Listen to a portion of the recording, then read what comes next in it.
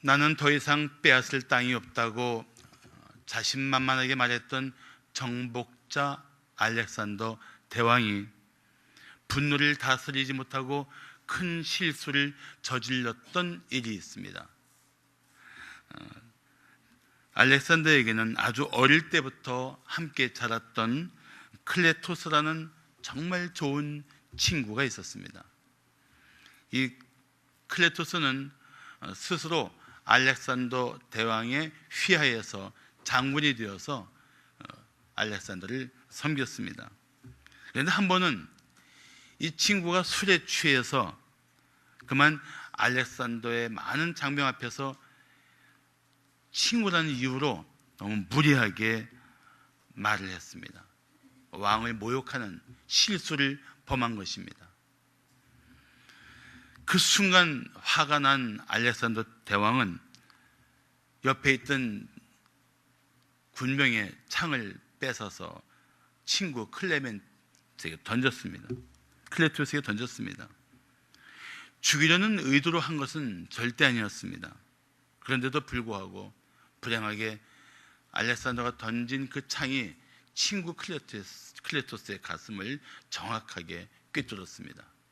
그 친구는 그 자리에서 죽었습니다. 주님께 정신이 번쩍 난 알렉산더 대왕이 친구의 죽음 앞에서 통곡하며 자기도 목숨을 끊으려고 할 정도로 고통스러워했습니다. 주위에서 만류를 하는 바람에 더 이상 불행한 일은 없었지만 그날 그는 참지 못한 자기의 분노로 아까운 친구를 죽였던 것입니다. 세계는 정복했다고 했지만 정작 자기의 분노를 다스리지 못했던 실상이었습니다. 그래서 잠언 16장 32절은 말씀하기를 노하기를 더디하는 자는 용사보다 낫고 자기의 마음을 다스리는 자는 성을 빼앗는 것보다 낫다고 말씀하고 있습니다. 너나 없이 많은 사람들이 순간의 분노를 참지 못한 채 고통에 빠져 살고 있습니다. 그러면서도 여전히 분노의 쇠사슬에 묶여 있습니다. 그렇게 분노를 가슴에 묻고 있다가 한순간에, 정말 잠깐의 순간에 분노한 채로 말하고 행동할 수도 있습니다. 그러나 이런 모든 일들은 반드시 뒤늦은 후회로 자신의 가슴을 칠 수밖에 없습니다. 여러분, 분노 조절 장애라는 말씀을 들었을 것입니다. 의사들은 이 분노 조절 장애를 이렇게 말합니다. 과도한 스트레스에 장기간 노출되거나 마음에 과도한 분노가 쌓여 있다가 터지듯이 표출되는 것이 분노 조절 장애다. 그런데 엄격히 우리가 신앙적으로 생각하면 분노 조절 장애는 자기의 안에 있는 그 옛 성품, 죄악된 성품을 가진 모든 사람들에게는 가능한 모습입니다. 누구도 이 분노를 조절하고 이 분노를 미리 다스려 놓지 않으면 자기 분노를 스스로 이기지 못한 채 그 분노 앞에 무너져 내릴 수 있다는 것입니다. 부부관계가 깨지고 가정이 무너지고 이웃들과의 관계가 큰 상처를 경험할 수 있다는 것입니다. 학자들은 두 가지 분노 조절 장애가 있다고 말합니다. 하나는 충동적인 것인데 도저히 화를 참지 못하고 분노가 터지는 것이고, 또 하나는 습관적인 것인데 어떤 목적을 달성하기 위해서 분노를 표현하는 것입니다. 흔히 목소리가 큰 사람이 이긴다는 말 하지 않습니까? 그런 식으로 화를 내서 사람들로 하여금 자기의 분노 앞에 반응하지 못하고 자기 의도대로 사람을 이끌어가려는 이런 것을 습관적 분노 조절 장애라고 말합니다. 최근에 운전하다가 그런 분노 조절이 되지 않은 채로 추돌을 하거나 차를 멈추고 뒤에 있는 운전자를 위협하는 경우들이 종종 있지 않습니까? 마지막 때에 사람들은 점점 더 거칠어질 것입니다. 그리고 이런 분노가 조절되지 않는 사람들에 의해서 너나 없이 봉변을 당하거나 또는 가해자가 될 수 있는 가능성은 누구에게나 있습니다. 이런 시대에서 우리 성도들은 이 분노에 조절당하는 인생이 아니라 분노를 조절하는 하나님의 사람답게 살아야 합니다. 오늘 성경을 통해서 우리는 어떻게 이 분노를 처리하고 우리 마음 가운데 주님이 주시는 평안을 누릴 수 있는가 함께 나누고자 합니다. 자, 분노의 쇠사슬을 끊어 버려야 할 이유가 있습니다. 그 이유가 무엇일까요? 첫째, 사탄에게 틈을 주지 않기 때문입니다. 오늘 본문 26절에 말씀하기를 분을 내어도 죄를 짓지 말며 해가 지도록 분을 품지 말라고 말씀하십니다. 근데 이 말씀을 잘 보세요. 우리 한글 성경은 앞에 분이나 뒤에 분이나 똑같지만 실제 성경 원어는 앞에 분을 내어도의 분과 해가 지도록 분을 품지 말라는 분이 사실은 다른 단어입니다. 어떻게 다르냐 하면 앞에 분을 내어도 죄를 짓지 말라는 이 분은 마음에 쌓여있는 깊은 노여움을 말합니다. 그 마음에 있는 그 분노 때문에 죄에 빠지지 말라고 경고하고 있는 것입니다. 그런데 뒤에 있는 분, 해가 지도록 분을 품지 말라는 이 분은 돌발적이고 아주 포악한 분노를 말합니다. 그런 돌발적이고 포악한 분노를 품은 채 시간을 끌지 말라는 뜻입니다. 그래서 오늘 분을 내어도 죄를 짓지 말라는 말씀은 한마디로 이렇게 표현할 수 있습니다. 홧김에 사고 치지 말라. 그래서 우리는 화가 났을 때는 어떤 결정도 하지 않는 게 좋습니다. 화가 심할수록 사실은 어떤 말도 하지 않는 게 좋습니다. 그래야 죄를 지을 수 있는 가능성을 차단하게 됩니다. 물론 모든 분노가 죄는 아닙니다. 그런데 오늘 성경은 분을 내어도록 말씀함으로써 누구나 분노를 품을 수 있다는 가능성을 말씀하고 있습니다. 불이 바르게 쓰이면 유익한 것이지만 작은 불도 잘못 쓰이면 큰 산불의 원인이 되듯이 우리 분노도 그런 양면성이 있습니다. 그래서 분노가 파괴의 불씨가 되지 않도록 우리는 분노를 다스려야 합니다. 죄가 되지 않도록 차단해야 합니다.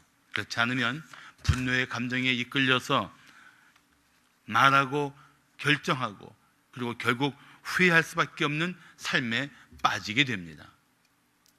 얼마나 우리는 뒤늦게 그런 얘기를 많이 합니까? 그때 내가 조금만 참았어도 달라졌을 텐데. 그런 생각 해본 적 없습니까? 그때 내가 홧김에 그 말만 안 했어도 괜찮았을 텐데. 그런 생각 들 때가 없습니까? 있어도 표현하지 마세요. 다 있을 거예요. 그래서 잠언 29장 22절 말씀하기를 또 하는 자는 다툼을 일으키고 성내는 자는 범죄함이 많다고 말씀하고 있습니다. 쉽게 화를 내는 사람은 결국 싸울 수밖에 없어요. 성을 참지 못하고 성질대로 말하고 행동하다가는 범죄하지 않을 수 없습니다.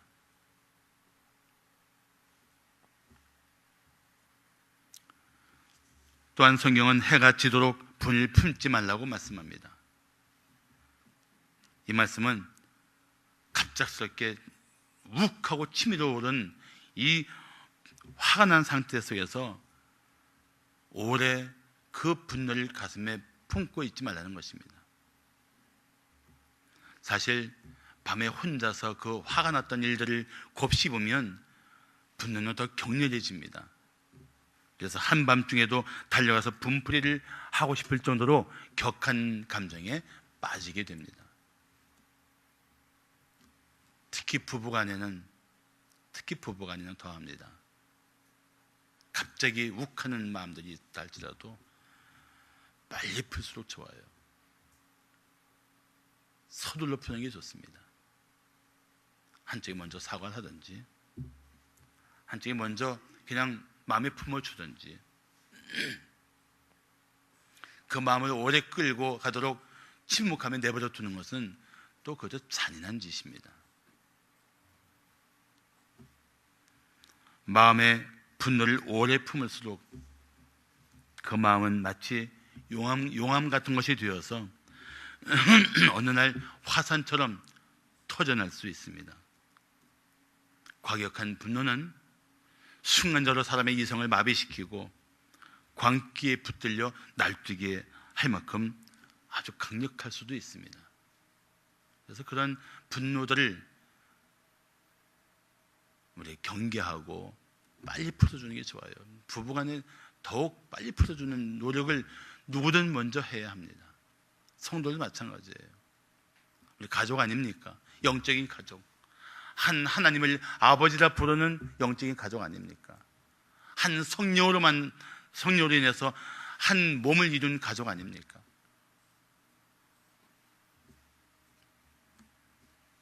먼저 화해하거나 사과하면서 그 마음의 분노를 풀어주는 노력이 필요합니다. 그렇지 않으면 사탄에게 틈을 주게 될 것입니다.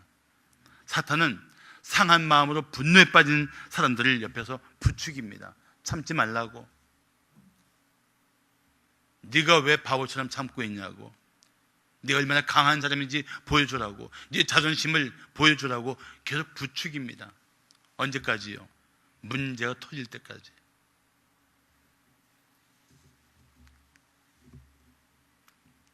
그래서 박윤선 박사는 이런 말을 했습니다. 그러므로 저 간교한 놈이 늘 우리 곁에 따르고 있음을 영적인 눈으로 보고 주의하며 경성해야 한다. 우리 마음에서 자꾸 작은 분노를 키우면서 그 분노가 격한 감정으로 흘러갈 때 멈추고 이렇게 생각하십시오. 내가 사탄의 부추김을 받고 있는 건 아닌가.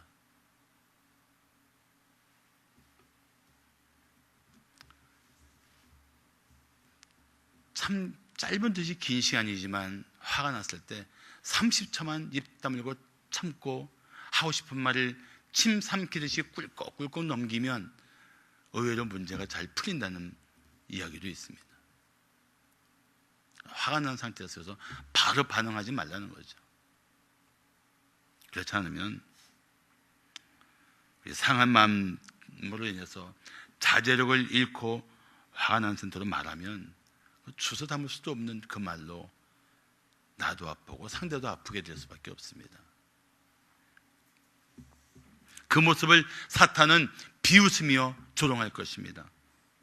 마치 불난 집에 부채질 하듯이 사탄은 우리 마음을 부추겨서 죄에 빠지게 할 것입니다. 사탄에게 틈을 주지 마십시오. 당신을 돕는 성령의 거룩한 능력에 붙들려서 화를 이기고 상대를 가슴에 품을 수 있는 은혜들이 여러분 삶의 자리에 함께 하시기를 축복합니다. 자, 분노의 쇠사슬을 끊어 버려야 할 이유가 무엇일까요? 둘째, 성령을 근심하게 하지 않기 때문입니다.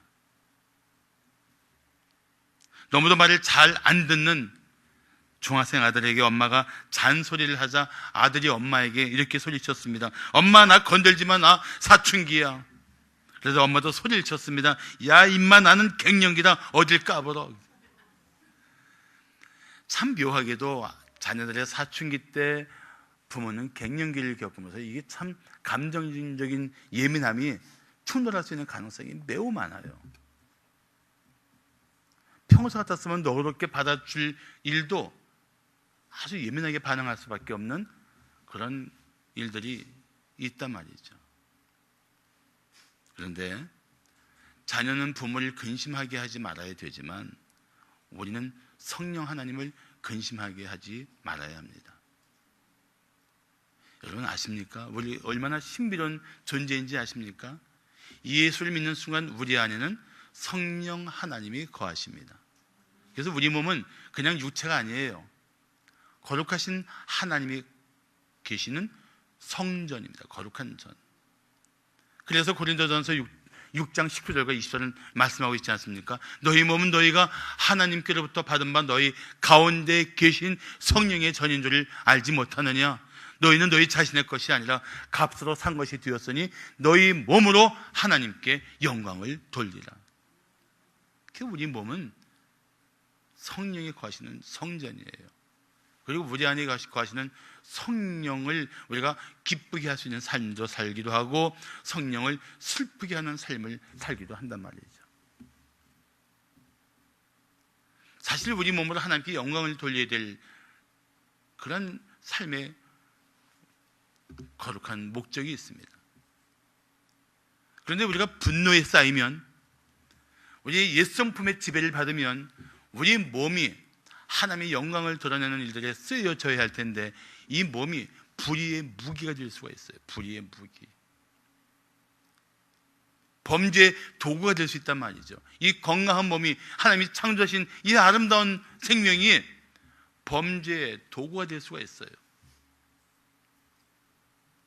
그래서 로마서 6장 13절을 말씀하기를 또한 너희 지체를 불의의 무기로 죄에게 내주지 말고 오직 너희 자신을 죽은 자 가운데서 다시 살아난 자 같이 하나님께 드리며 너희 지체를 의의 무기로 하나님께 드리라. 죄에게 내주지 말고 하나님께 드려라. 불의의 무기로 쓰지 말고 의의 무기로 내 몸을 사용하라. 구원받은 그리스도인들에게 하나님이 요구하시는 것입니다. 화가 나면 불의의 무기가 될 수가 있어요.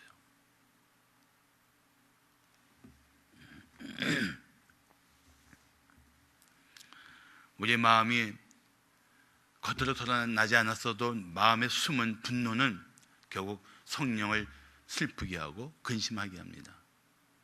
그래서 오늘 보면 30절이 말씀하기를 하나님의 성령을 근심하게 하지 말라. 그 안에서 너희가 구원의 날까지, 예수님 다시 오실 때까지 인치심을 받았느니라. 어떤 마음, 어떤 상태가 성령을 근심하게 할까요? 31절이 그 실상을 밝혀주고 있습니다. 자, 31절을 보시면 너희는 모든 악독과 노함과 분냄과 떠드는 것과 비방하는 것을 모든 악의와 함께 버려라. 성경 원어에는 노함과 분냄이 바뀌어 있어요. 그래서 너희는 모든 악독과 분냄과 노함과, 분냄은 마음속에서 막 부글부글 끓고 있는 상태고 노함은 그게 겉으로 터진 상태예요. 떠드는 것은 뭐냐? 이제 분노가 표출된 상태 속에서 고래고래 소리를 지르고 혈기를 부리는 모습을 말합니다. 화 한 번도 안 내보신 분들은 모르겠지만 화가 나면 사람들이 고래고래 소리 지르게 돼 있어요. 악을 바락바락 씁니다. 할 말 못할 말 가리지 않고 막 쏘아댑니다. 옆에 분들 보시면서 성도님은 아니시죠? 한번 물어보십시오. 시작. 한마디 더 하세요. 그럴 리가 없지요. 시작. 어떤 분이 아니에요, 심해요. 사실 다 심해요. 한 분이 솔직하게 말씀했을 뿐이지. 분노가 드러나면 목청도 높아지고 눈도 가늘어지고 광기가 흐르고 이 사람이 내가 사랑하던 그 사람, 내 남편, 내 아내 맞아 싶을 정도로 바뀌는 거예요. 그런데 그 순간뿐이니까 조금만 참으세요. 그 순간뿐입니다.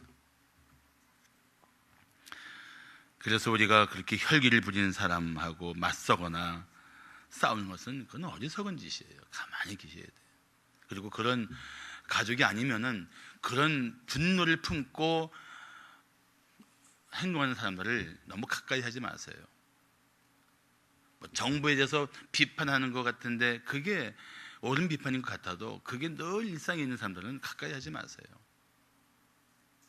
그래서 잠언 22장 24절과 25절 말씀하기를 노를 품는 자와 사귀지 말며 울분한 자와 동행하지 말지니 그의 행위를 본받아 내 영혼을 올무에 빠뜨릴까 두려움이 있느라. 휩쓸려 가게 돼 있어요. 마음이 어떤 상황에서도 감사와 평강이 넘치는 사람하고 만나면 자기 마음도 회복이 되지만, 별스럽지 않은 일 가지고도 늘 분노하고 거칠게 반응하는 사람들하고 어울리다 보면은 거의 휩쓸리게 돼요. 그런 말이 있지 않습니까? 꽃을 쌌던 포장지에서는 꽃 냄새가 나고 생선을 쌌던 포장지에서는 생선 비린내가 난다고. 교제권은 참 중요한 거예요. 사랑하는 성도 여러분, 성령을 슬프게 하거나 성령을 근심하게 하고 있는 것은 성도답지 못한 마음, 성도답지 못한 삶을 살고 있다는 증거입니다. 그러므로 우리는 분노의 쇠사슬에서 벗어나게 해달라고 기도해야 합니다. 분노의 거친 감정에서 건져달라고 기도해야 합니다. 이런 찬송이 있지 않습니까? 마음의 분노 가득할 때 기도했나요? 나의 앞길 막는 친구 용서했나요? 저는 많이 불렀던 찬송이에요. 추억의 복음 찬송이죠. 원래 제목은 이렇게 시작합니다. 오늘 집을 나서기 전.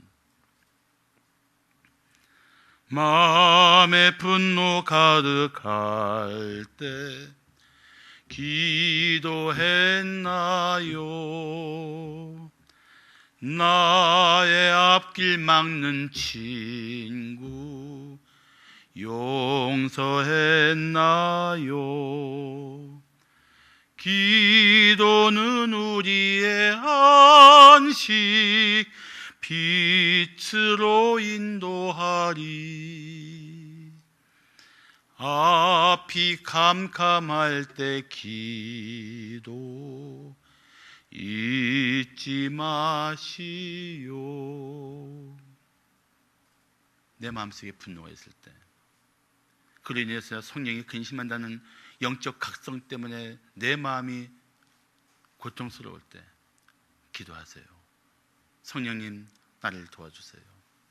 이 분노의 감정을 잠재워 주시고, 이 분노의 감정으로부터 저를 건져주시고, 다시 평강 가운데 내 이웃을, 내가 마땅히 사랑해야 할 사람을 바라볼 수 있도록 저를 도와주세요. 기도하시면 성령 하나님이 도와주실 줄로 믿습니다.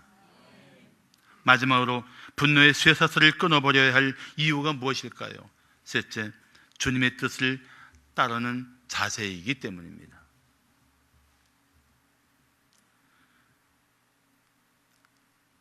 가장 억울하게 쫓겼던 인생 중에 한 명을 말하라면 다윗을 말할 수 있을 것입니다. 다윗은 정말 억울하게 사울 왕에게 쫓겨다녔습니다. 웬만한 사람 같으면 그 마음에 분노가 가득 차서 사울을 죽이고 싶었을 것입니다. 그런데 마침 다윗이 사울을 죽일 수 있는 절호의 기회가 찾아왔습니다. 다윗과 그의 참모들이 숨어있는 동굴에 사울이 잠시 쉬려고 혼자 들어온 것입니다. 사울의 참모들은 죽일 기회라고, 하나님이 주신 기회라고 죽이자고 말했습니다. 그런데도 다윗은 이렇게 말합니다.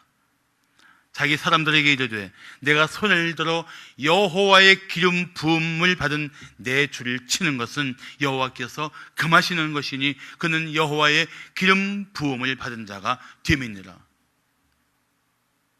그리고 자기의 분노대로, 자기의 상한 감정대로 사울을 대하지 않습니다.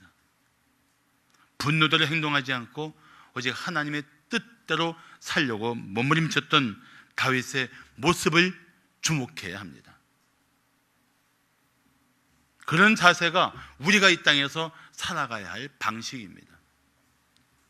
성도는 분노의 감정대로 행하지 말고 하나님이 무엇을 원하시는가, 하나님의 뜻대로 살기를 힘써야 합니다. 자, 그렇다면 하나님의 뜻이 무엇일까요? 내 마음에 분노가 가득 차고 할 수만 있다면 그 사람을 향해서 내 분풀이도 하고 비방도 하고 보복도 하고 싶은 이 내 모든 본성적인 감정들을 이길 수 있는 하나님의 뜻이 무엇일까요? 32절 말씀이 그 답입니다. 다 함께 봉독할까요? 시작. 서로 친절하게 하며 불쌍히 여기며 서로 용서하기를 하나님이 그리스도 안에서 너희를 용서하심과 같이 하라. 아멘. 며칠 전에 방송을 보다가 탤런트 한 명이 자기 어머니에 대한 이야기를 하는 걸 보았습니다. 아버지가 일찍 돌아가셨는데 어머니가 워낙 미인인데다가 다른 데서 다시 한번 결혼하라는 많은 소개 들어왔는데도 그 3남매를 키우려고 결혼을 안 했어요. 젊은 나이에 3남매를 키웠어요. 근데 아들 하나 딸 둘인데 너무 어려우니까 아들을 호주에 있는 큰 아버지 집에다 양자를 보냈어요. 아무리 살기 어려워도 아들을 보낸 어머니 심정이 어떻겠습니까? 그 아들에 대한 더 가슴 아픈 사랑이 있는 거예요. 근데 어릴 때 아들을 더 사랑한다는 이유로 가슴에 응어리 졌다고 그 어머니를 아직도 용서를 못하고 있는 거예요. 무슨 얘기입니까? 용서해야죠. 자기들 3남매 때문에 시집도 안 가고 평생을 혼자 살아온 엄마고 아들에 대한 더 가슴 아픈 사연 때문에 아들을 좀 편애했기로서니 용서해야죠. 그게 마음에 분노가 됐다는 거예요. 그 이야기를 보면서 참 사람들이 너무 용서할 줄 모른다. 그럴 수밖에 없는 다른 사람의 처지에 대한 연민의 정이 너무 없구나. 잔인하구나. 무정하구나. 어떻게 그렇게까지 사람들이 무정할 수가 있는가? 그 생각이 들었어요, 저는. 오늘 성경은 분명히 말씀하기를 서로 친절하게 하며 불쌍히 여기며 서로 용서하기를 하나님이 그리스도 안에서 너희를 용서하신 것 같이 하라. 우리 마음에 분노를 쌓고 그 분노대로 말하고 행동할 사람들이 아니에요. 불쌍히 여겨야 돼요. 저 사람 마음에 상한 감정이 있구나, 상처가 있구나, 아픔이 있구나, 고통이 있구나, 내가 돌봐줘야 할 그런 숨은 슬픔이 있구나. 그걸 볼 줄 알아야 돼요. 그 마음으로 품을 줄 알아야 돼요.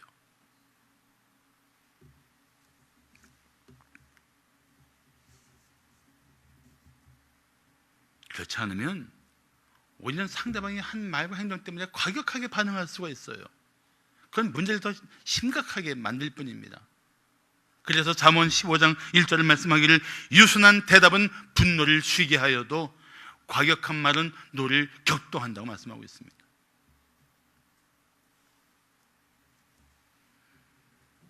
과격한 언행은 화가 난 사람의 마음에 불을 지르는 짓과 같습니다. 화가 나서 막 미친 사람처럼 행동할 때는 한 사람이라도 차라리 입을 다물고 가만히 계세요. 잠잠히 계세요. 화가 가라앉으면 스스로 부끄러워할 것입니다. 그렇다고 해서 폭력을 허용하지 마십시오. 그럴 경우에는 무조건 그 자리를 피하는 것이 좋습니다. 그러나 맞서지 마세요. 싸우지 마세요. 상대방이 주먹을 들면 몽둥이를 들고 그렇게 하지 마세요.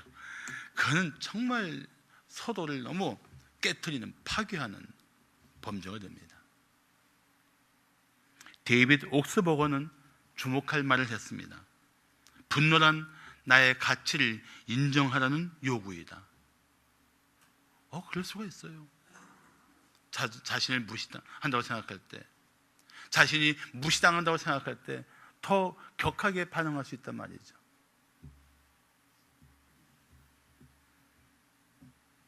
우리는 우리를 분노하게 한 어떤 사람이라도 용서해야 합니다. 그럴 이유가 무엇입니까? 우리가 그런 무한한 용서를 받았기 때문입니다. 누구한테요? 하나님 아버지한테. 신명기 9장 8절을 말씀하기를 호렙산에서 너희가 여호와를 경노하게 하였으므로 여호와께서 진노하사 너희를 멸하려 하셨느니라. 근데 멸했나요? 아닙니다. 안 하셨어요. 왜요? 하나님은 죽어마땅한 인생들에게도 자비와 긍휼을 베풀기를 원하십니다. 그 증거가 어디입니까? 십자가예요. 그 십자가에서 우리를 향한 하나님의 진노를 독생자에게 다 쏟아 부으시고 우리는 용서하기를 원하셨던 것입니다. 그 용서를 받은 우리가 아무리 우리를 분노하게 하는 사람이라도 용서해야 합니다. 그게 하나님의 뜻이에요. 오히려 우리는 아직도 하나님 마음을 아프게 하고 있고, 아직도 하나님을 경노하게 하고 있고, 아직도 하나님 앞에 어리석은 삶을 살고 있다는 자각을 하고, 오히려 우리는 여전히 기도해야 할 기도가 있습니다. 시편 38편 1절을 보시면, 여호와여, 주의 노하심으로 나를 책망하지 마시고 주의 분노하심으로 나를 징계하지 마소서. 아직도 나는 문제가 있단 말이죠. 하나님의 진노 앞에 나는 두려운 마음을 가져야 한단 말이죠. 그런 하나님의 은혜를 입은 우리가 이웃들을 용서하는 것, 우리 마음을 분하게 했던 사람들에 대해서 기꺼이 마음으로부터 용서하고 그 마음으로부터 이 분노의 쇠사슬로부터 자유를 얻는 것, 그는 성도다운 삶의 자세입니다. 여러분, 당신의 마음을 상하게 하고 분하게 하고 격노하게 했던 사람이 누구이든 간에 오늘 그 사람을 위해서 기도하고 기꺼이 용서하고 자유를 얻으시기를 축복합니다.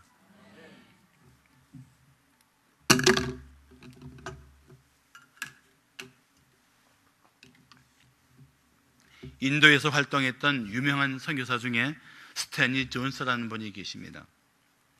그런데 어느 날 이분이 어처구니 없는 일을 당했습니다. 교회로부터 재정적인 도움을 받던 한 교인이 그 재정 보조가 끊어지자 존스 선교사를 돌아다니면서 헐뜯기 시작한 것입니다. 이 존스 선교사가 참다 못해서 그 사람에게 편지를 썼습니다. 당신은 처음 5분간은 괜찮은 사람이고 다음 5분간은 확실치 않은 사람이고 나중 5분간은 참 못된 사람인 것을 알았소이다. 그리고 그 편지를 붙이기 전에 존스 선교사가 친구에게 보여주었습니다. 소감을 물었습니다. 그때 친구가 말했습니다. 그 사람 마음을 돌이키기에는 부족하구만. 그때 순간적으로 존스 선교사는 깨달았습니다. 아, 그 사람에게 필요한 것은 정죄가 아니라 용서였구나. 그 용서만이 그 사람을 돌이킬 수 있는 하나님의 뜻이었구나. 그리고 그 편지를 갈기갈기 찢어서 휴지통에 버렸다고 합니다. 결국 그렇게 말도 안 되는 이야기로 비방하던 그 사람은 돌아왔고 존스 선교사와 그 사람 관계는 회복이 되었습니다. 그게 우리들이 살아갈 방식이에요. 그게 우리가 성도로서 살아야 할 자세인 것입니다. 잠언 14장 29절을 말씀하기를 노하기를 더디하는 자는 크게 명철하여도 마음이 조급한 자는 어리석음을 나타낸다고 말씀합니다. 정말 우리가 이 분노를 더디게 하고 용서는 빨리 하는 그런 삶을 살아야 그것이 성도다운 삶입니다. 분노에 대한 4가지 유형이 있다고 합니다. 첫째는 쉽게 화를 내고 쉽게 진정하는 사람. 그럼 뭐 잃는 것도 얻는 것도 뭐 거의 같아요. 근데 두 번째는 화를 잘 내지는 않지만 일단 화를 내면 쉽게 진정이 되지 않는 사람. 이런 사람은 얻는 것보다 잃는 것이 훨씬 많습니다. 세 번째가 최악인데 화도 쉽게 내고 또 화를 쉽게 진정하지 못하는 사람. 이런 사람을 사실은 영어로 트러블 메이커라고 말합니다. 네 번째가 우리 그리스도인의 모습이 되어야 되는데 화도 잘 내지 않지만 일단 화를 냈어도 쉽게 푸는 사람. 이런 사람을 영어로 피스메이커라고 말합니다. 우리는 피스메이커가 되어야 돼요. 인간관계 불화, 인간관계의 긴장 이런 것들을 다 풀어가면서 결국 나와 너 사이에 중보자이신 예수로 말미암아 다시 평화가 회복이 되고 관계가 다시 밀착이 되는 그런 삶을 살기를 힘써야 한다는 것입니다. 사랑하는 성도 여러분, 우리는 분노를 극복하고 피스메이커가 되어야 합니다. 분노를 벗어버린 성도는 성령을 기쁘게 할 것입니다. 하나님 뜻에 순종하게 될 것입니다. 그리고 우리 마음을 수시로 들락날락하며 악한 감정을 부추기는 사탄을 이기고 하나님의 사람답게 십자가의 은혜를 입은 성도답게 살게 될 줄로 믿습니다. 기도하시겠습니다.